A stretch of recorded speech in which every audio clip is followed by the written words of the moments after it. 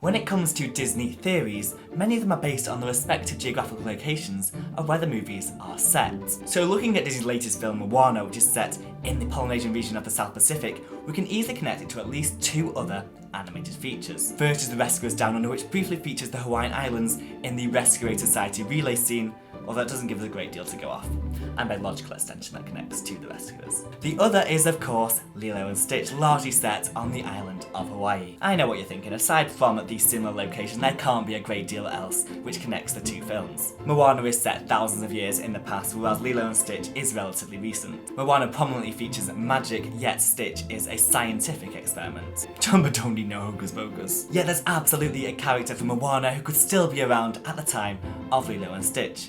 Who?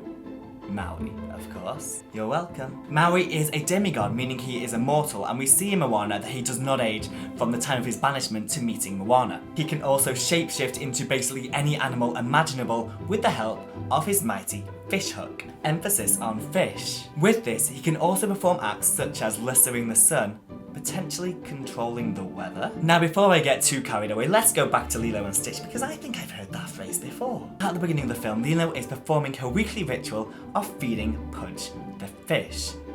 Who? What's that again, Lilo? Pudge controls the weather. Controls the weather? Yeah, you got it. Pudge is Maui.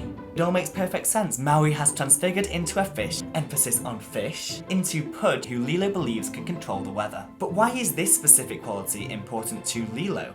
Well, I'm glad you asked. Lilo and Nani's parents were killed in a car accident on a rainy night. By respecting Pudge, she's protecting her ohana from further misfortune at the hands of the weather. Maui also proclaims himself as hero to all, which logically extends to protector of Lilo. I think we can only assume that Maui is responsible for Lilo's meeting with Stitch and basically goes on to protect her during all the near-death experiences in the many films and TV episodes. Seriously, there's so much Lilo and Stitch out there. Needless to mention again, fish hook, Pudge the fish. I'm curious, do you believe my theory on Pudge and Maui?